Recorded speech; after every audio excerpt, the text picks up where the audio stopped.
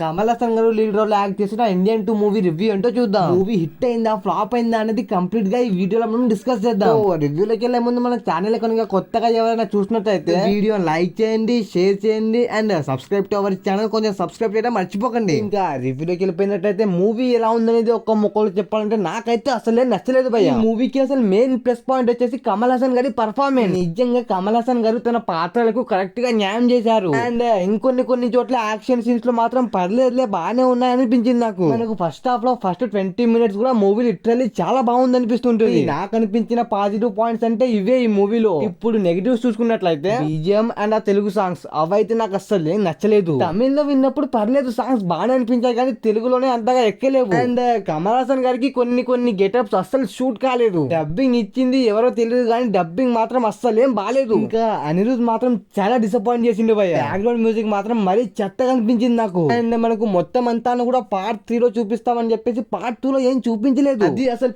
పెద్ద మైనస్ చేసింది movie team. Part 2 లో మొత్తం సోది పెట్టి లాగ్ తీసి పాడేశారు. అండ్ శంకర్ మూవీస్ అంటే మనకు ఆ మాత్రం ఎక్స్పెక్టేషన్స్ ఉంటాయి, ఎందుకంటే ఆ కాలంలోనే మనకు రోబో లాంటి ప్రపంచాన్ని చూపించిండు. అది అంత ఈజీ కాదు. ఫస్ట్ హాఫ్ లో మనకు అక్కడక్కడ పర్లేదు అనిపిస్తుంటది కానీ సెకండ్ హాఫ్ మాత్రం మొత్తం సొల్లు సుటారం ఉంటుంది. అసలే క్లైమాక్స్ అయినా కొంచెం బాగుంటుందేమో అనుకుంటే దాన్ని కూడా పార్ట్ 3 కోసం దాచారు. నిజంగా ఇది శంకర్ గారి కెరియర్ లో ఇంకొక డిసప్పాయింటెడ్ మూవీ అనే చెప్తా నేను. ఓవరాల్ గా చెప్పాలంటే పార్ట్ 3 కోసం పార్ట్ 2 ని మొత్తం వేస్ట్ చేసినట్టుంది. ఇది ఒక బిలో యావరేజ్ మూవీ మాత్రమే, అంతే తప్ప పెద్దగా ఎక్స్పెక్టేషన్స్ పెట్టుకొని మాత్రం వెళ్ళకండి ఈ మూవీకి. అసలే టికెట్ రేట్స్ ఏం తక్కువ కాదు, మళ్ళీ డబ్బులు బొక్క. మీలో ఎవరైనా కమల్ హాసన్ ఫ్యాన్స్ ఉంటే మాత్రం ఒకసారి వెళ్ళి ట్రై చేసేయండి. ఇంకా నార్మల్ ఆడియన్స్ కి మాత్రం నేను వెళ్ళొద్దనే సజెస్ట్ చేస్తా. మరి ఈ మూవీకి నేను ఇచ్చే రేటింగ్ జస్ట్ 1.5 మాత్రమే. ఆ 0.5 కూడా just in case Kamal Haasan sir కోసమే ఇస్తున్నా. So this is the movie review of Indian 2. మరి మీలో ఎవరైనా ఈ మూవీని చూసుంటే కింద కామెంట్ లో చెప్పండి ఎలా అనిపించిందో.